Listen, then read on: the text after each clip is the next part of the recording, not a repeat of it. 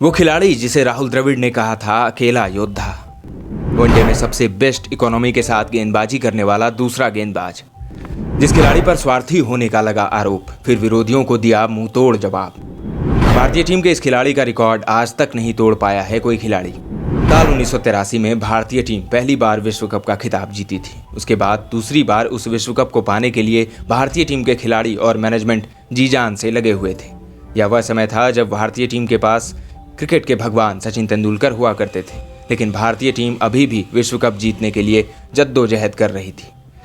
ऐसे में team management लगातार खिलाड़ियों को बदल रहे थे ताकि उन्हें विश्व कप का खिताब मिल सके।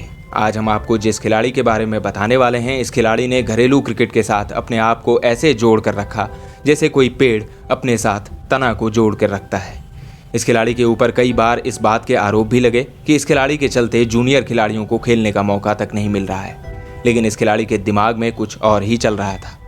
जब इस खिलाड़ी को टीम से बाहर कर दिया गया, उसके बाद भी एक मेंटोर की तरह अपने घरेलू टीम के साथ खेलते रहे। बाद में जब इस खिलाड़ी ने संन्यास की घोषणा की तो भारतीय टीम को संवारने का मौका मिला, खिलाड़ियों को परखने का मौका मिला। इस खिलाड़ी ने मैदान पर वह कारनामा कर दिखाया जिसे वेस्टइंडीज के तेज गेंदबाज तक नहीं कर पाए हैं। इस खिलाड़ी ने अपनी कोचिंग के दिनों में भारतीय तेज गेंदबाजी लाइनअप में एक जान डाली थी। उसके द्वारा प्रशिक्षित खिलाड़ी जवागल श्रीनाथ, वेंकटेश प्रसाद, अनिल कुंबले, जिनका भारतीय क्रिकेट टीम में एक छत्रराज रहा है। आगे इस वीडियो में हम इस खिलाड़ी के हर पहलू के बारे में विस्तार से जानेंगे। अगर आप इस खिलाड़ी के बारे में जानते हैं तो आप हमें इस खिलाड़ी के बारे में कमेंट करके ज़रूर बताएं। इस खिलाड़ी ने साल 1999 में कमाल की गेंदबाजी की थी। इस खिलाड़ी का नाम है सुनील जोशी। सुनील जोशी का पूरा नाम सुनील बंदाचार्य जोशी है। इनका जन्म 6 जून 1970 को कर्नाटक के गडग में हुआ था। इन्हें बचपन से ही क्रिकेट में दिलचस्पी थी। इन्होंने क्रिकेट में एक मुकाम हासिल करने के लिए लंबा संघर्ष किया है। शुरुआती दिनों में क्रिकेट सीखने के लिए 40 मील दूर हुबली जाया करते थे। उसके बाद लौटकर आने के बाद स्कूल भी जाते थे। स्कूली दिनों में इन्होंने बहुत मेहनत किया था, जिसका नतीजा था कि उन्हें बाद में भारतीय टीम से खेलने का मौका मिला, साथ ही टीम मैनेजमेंट में भी रहने का मौका मिला।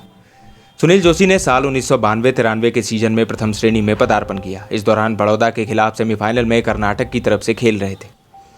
साल 1995-96 में इन्हें रणजी ट्रॉफी में खेलने का मौका मिला। इस सीजन में इन्होंने कमाल की गेंदबाजी की थी। इस दौरान इन्होंने 52 खिलाड़ियों को अपना शिकार बनाया था, जो कि पर्याप्त नहीं था।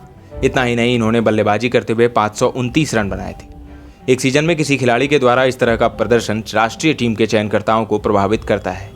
ऐसे में अगले ही साल सुनील जोशी को भारतीय टीम की जर्सी पहनने का मौका मिल गया। हालांकि जब टीम में अनिल कुंबले की एंट्री हुई तो सुनील जोशी को बहुत खेलने का मौका नहीं मिला। ऐसी स्थिति राजेश चौहान, वेंकटपति राजू, निखिल चोपड़ा का एक समय में हुआ था। साल 1996 के सितंबर महीने में जिम्बाब्वे के खिलाफ अपने वनडे करियर की शुरुआत की और अपने अंतर्राष्ट्रीय डेब्यू मुकाबले में 2 खिलाड़ियों को आउट किया।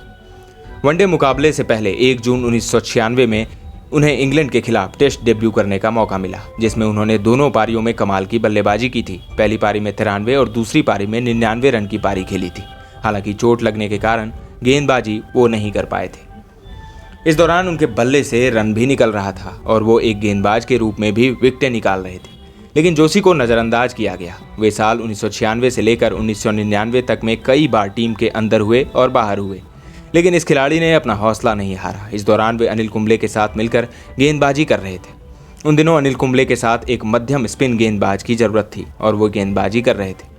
इस तरह साल 1999 के विश्व कप का ऐलान हुआ, जिसमें इनका नाम नहीं था। हालांकि इससे सुनील जोशी घबराए नहीं। उन्होंने दोगुनी मेहनत करनी शुरू कर दी। अब अपनी गेंदबाजी में सुधार करने के लिए बिशन सिंह बेदी के पास पहुंच गए। यहां आने के बाद इनकी गेंदबाजी में सुधार देखने को मिला। बिशन सिंह बेदी से शिक्षा प्राप्त करने के बाद उनमें एक अलग ही निखार देखने को मिला।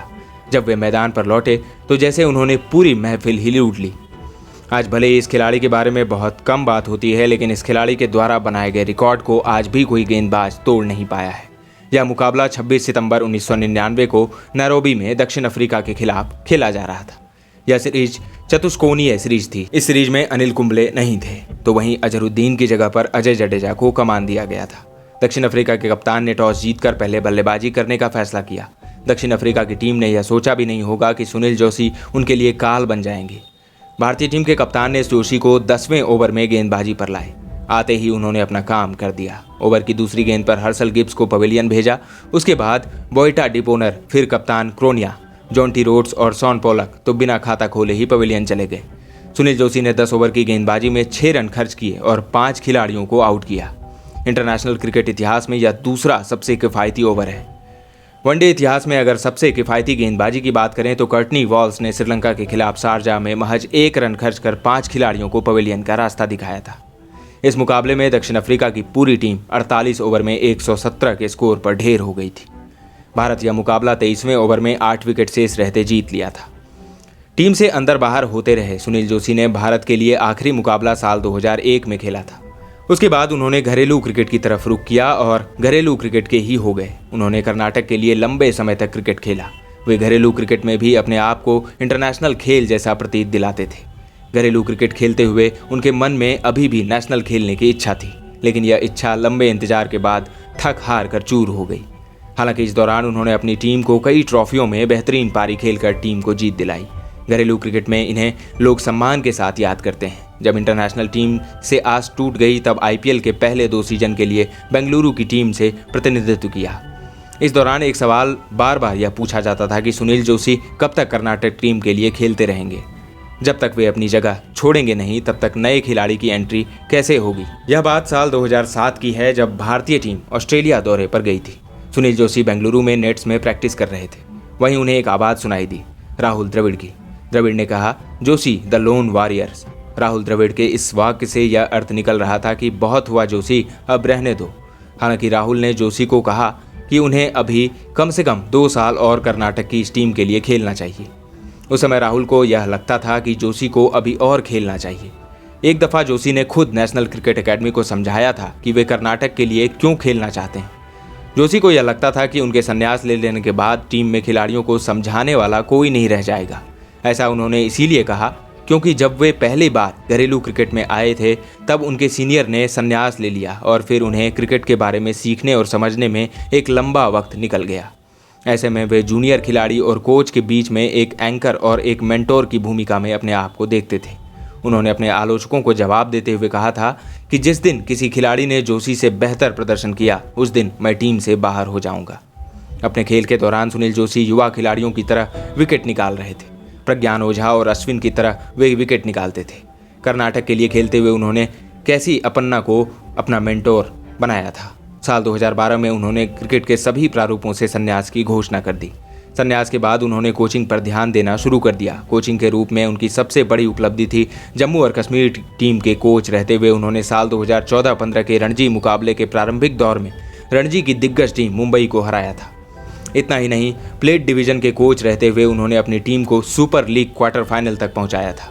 इसके बाद दिसंबर 2015 में जोशी को मार्च 2016 में भारत में खेले गए 2016 आईसीसी टी20 विश्व कप से पहले ओमान क्रिकेट टीम की स्पिन गेंदबाजी की जिम्मेदारी मिली थी। इसी साल जोशी को असम क्रिकेट टीम का मुख्य कोच नियुक्त किया गया था। इसके बाद अगस्त 2017 में जोशी को बांग्लादेश क्रिकेट टीम के स्पिन गेंदबाजी कोच और सलाहकार नियुक्त किया गया था। इसके बाद साल 2019 में उन्हें अल्पकालीन आधार पर संयुक्त राज्य अमेरिका की राष्ट्रीय क्रिकेट टीम के स्पिन गेंदबाजी कोच नियुक्त किया गया। जोशी 4 मार्च 2020 को भारतीय पुरुष क्रिकेट टीम के मुख्य चयनकर्ता के रूप में अपनी सेवा दे चुके हैं। जनवरी 2023 में सुनील जोशी को आईपीएल में पंजाब की टीम ने स्पिन गेंदबाजी कोच के रूप में नियुक्त किया था। सुनील जोशी स्पोर्ट्स कोटे से कैनरा बैंक में शामिल हुए और वर्तमान में उप महाप्रबंधक के पद पर कार्यरत हैं। और चलते चलते एक सवाल, सुनील जोशी के जीवन का कौन सा पक्ष आपको सबसे ज़्यादा प्रभावित करता है? आप हमें कमेंट करके जरूर बताएं। क्रिकेट के इंटरेस्टिंग स्टोरीज और खबरों के लिए बने रहें हमारे साथ। अगले अंक में मिलेंगे एक और खिलाड़ी के साथ, एक और स्टोरी के साथ। अभी दीजिए इजाज़त। धन्यवाद।